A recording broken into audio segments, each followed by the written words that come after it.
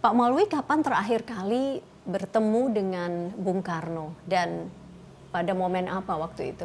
Terakhir waktu beliau sakit itu, Bapak Agustus, beliau sakit, pusing, kita bawa ke kamar, dokter dari periksa, memang beliau sudah sakit kan harus kembali ke periksa ke Warsaw kan, untuk ginjalnya harus dioperasi, harus dibuang sebetulnya.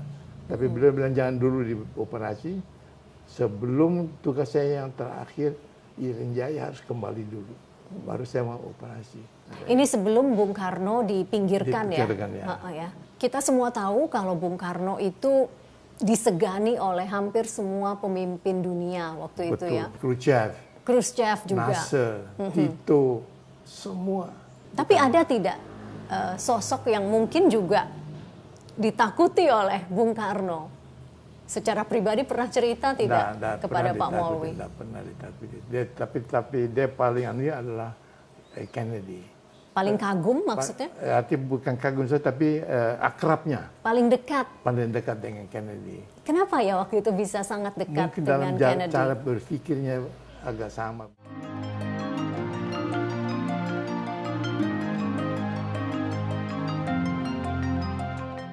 Pak Maulwi kan banyak versi nih tentang peristiwa G30 SPKI begitu ya. Tapi kalau menurut Pak Maulwi sendiri, dari sudut pandang Pak Maulwi yang sebagai saksi sejarah dan hidup hingga saat ini begitu ya. Menurut Pak Maulwi apa yang terjadi ya pada peristiwa G30 SPKI? Itu ya menurut saya ya, itu kebelegannya PKI. Itu di PKI ada dua pihak. Satu yang ke komunis ke Rusia, satu ke komunis Tiongkok. Yang paling radikal itu kan Tiongkok. Nah itu selalu ingin supaya dikuasai Indonesia dan semuanya. Beliau diantara pada waktu itu kan terjadi, pada waktu itu dikatakan bahwa Bung Karno yang merencanakan itu semua tidak benar semua, bohong semua.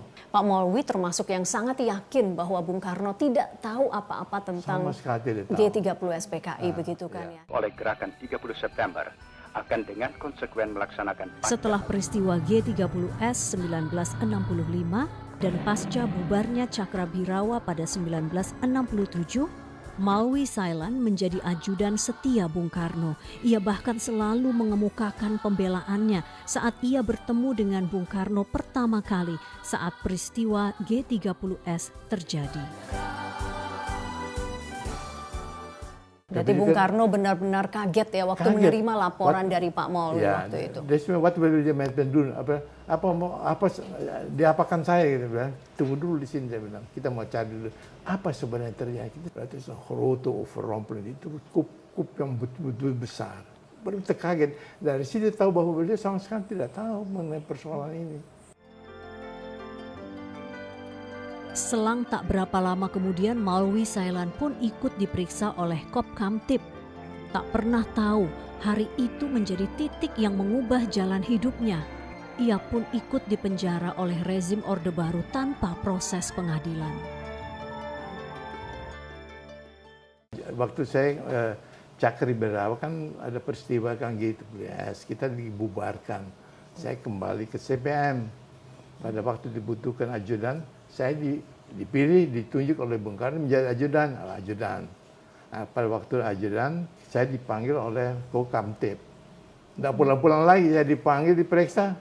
Apa yang berkecamuk dalam pikiran Anda waktu itu? Kok kita dituduh turut dalam komunis, padahal kita bukan komunis, kita nasionalis. Seperti Bung Karno bilang, ik ben geen komunis, ik ben een nasionalis. Nah, ik ben een marhein. Selama hampir 5 tahun di penjara begitu Pak Maulwi, pernah Bapak berusaha mencari keadilan, berusaha bertanya begitu? Bertanya, dijawab oleh rezim Pak Harto, disimpan aja di sana. Apa 5 tahun. Terus pada suatu hari dikumpulkan, masuk ke mobil, pulang. Ya pulang aja. Pulang ke rumah ini. Setelah hampir 5 tahun akhirnya dibebaskan begitu. Nah, kita bilang loh, apa kita komunis atau tidak? Saya bilang Katanya Bapak sempat marah begitu, mempertanyakan begitu ke pihak yang menahan begitu. Terus Saya bilang sama CPM, kebetulan saya CPM kan, saya komunis atau tidak? Tidak ya, mana suratnya? Oh, saya marah sama pimpinan CPM-nya juga.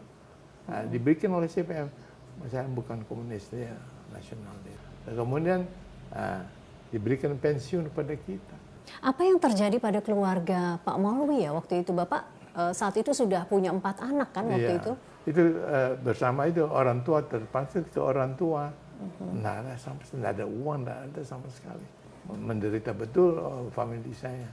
Kalau ingat peristiwa itu Pak, apa rasa yang tersisa saat ini? Bukan dendam, bukan, tapi kok bisa diperlakukan begitu? Padahal kita berjuang untuk kemerdekaan. Tapi sudah tidak ada dendam ya Pak ya? Oh, enggak ada dendam. Iya, mau dendam sampai siapa lagi? Pengalaman di penjara hampir 5 tahun menjadikannya pelajaran hidup. Selepas dari Bui, pria yang dibesarkan dari keluarga yang peduli dengan pendidikan ini kemudian mendirikan sekolah di kawasan Kemang, Jakarta Selatan.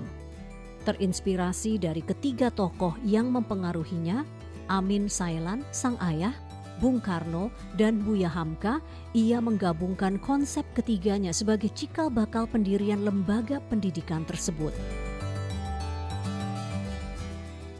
Pak Maulwi, saya yakin Bapak sering sekali nonton TV, baca koran, dan mengikuti perkembangan berita hingga saat ini ya. Betul. Tapi yang mana yang paling menyita perhatian Bapak? Ya, ini mengenai pendidikan. Pendidikan dan perjuangan. Apa yang membuat Bapak paling gemas begitu ya? Kok begini ya saat ini? Ya, kan itu kan kita harus menasihkan kepada kaum muda dan semuanya. Jangan mempertontonkan yang macam-macam gitu, yang semua tidak memikirkan lagi agama, memikirkan komersil saja, memikirkan uang saja dan sebagainya. Ini terjadi sekarang kan, mana agamanya? Kalau orang bilang bahwa ya ini adalah perkembangan zaman begitu, zamannya ya seperti ini begitu. Ya boleh saya, tapi tetap harus pegang Pancasilanya. Katakannya berdasar kita Pancasila. Pancasila apa? Mulai dari ketuhanan dan sebagainya kan. Nah, di mana semuanya ini? Di lapangan hijau, Maulwi Sailan juga menjadi seorang pejuang olahraga. Di Olimpiade Melbourne, Maulwi Sailan menjadi penjaga gawang sekaligus kapten timnas Indonesia saat menghadapi Uni Soviet. Apa tepatnya ini Pak? Ini piala pertama dari PSSI untuk kejuaraan seluruh. Karena dulu kita PSSI kan dibagi 3. Timur, Tengah, dan Barat. Itu masing-masing ada competition. Nah, juara-juara nanti terakhir di tengah-tengah itu. Nah, antara lain ini yang diperebutkan ini piala ini. Oke, tapi Bapak mendapatkan ini setelah keluar dari penjara justru ya? Karena sempat disimpan oleh yang berjaga di sana. Waktu itu kan ribut semua, entah apa-apa. Saya keluar itu kan diberikan ini kepada saya, sudah simpan. Ya, untung tidak hilang ya Pak ya? Nah, ini buktinya gitu ya. Saat itu persepak bolaan Indonesia sangat disegani di tingkat internasional. Apa rasanya ya Pak menjadi seorang atlet sepak bola pada waktu itu? Oh, kita bangga kalau kita mainnya bisa memperlihatkan bukan hanya menang, tapi memperlihatkan bahwa mereka akui permainan kita sebagai itu. Kita banggakan sebagai orang Indonesia kan. Kalau Yugoslavia atau Rusia main, wah hebat sekali dan semuanya. Pada waktu itu kita kan juga wah hebat. Kita bisa tidak ada ya Pak waktu itu atur-atur skor begitu ya? Tidak ada. Ya sampai sekarang itu atur skor itu yang paling pengkhianat itu. Kita dulu waktu zaman revolusi itu siapa pengkhianat tembak. Mengatur skor kan pengkhianat, menggolkan dan sebagainya. Itu harus ditembak mati sebetulnya. Kalau saya masih pernah saya tembak mati semua. Masih ada pistol Bapak? Nggak boleh kita pegang pistol sekarang kan. 70 tahun Indonesia merdeka, Pak Maulwi. Apa maknanya untuk Bapak? Tidak, kita belum merdeka sebenarnya belum sesuai dengan Pancasila dengan Bung Karno. Kita masih tergantungan kepada yang lebih kuat dan semuanya. Kita harus bebas dari segala-galanya. Kan Trisakti ada Trisaktinya. Terus berdaulat di dalam politik, berdikari dalam ekonomi, dan mengenai akhlak dan itu harus betul-betul mulia. Apa yang paling mendesak menurut Bapak saat ini yang harus kita benahi kalau bicara soal kemerdekaan begitu? Yang ketiga ini, akhlak mulianya. Coba lihat aja, coba lihat di TV. Akhlak apa yang di TV ada? Yang dipertontonkan apa coba? Maksudnya ketidakjujuran, Ya, tidak amanah itu? Tidak amanah, etikanya kita. Betul nggak?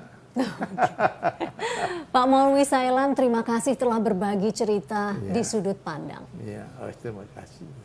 Halo, halo Bandung. Ibu kota periangan.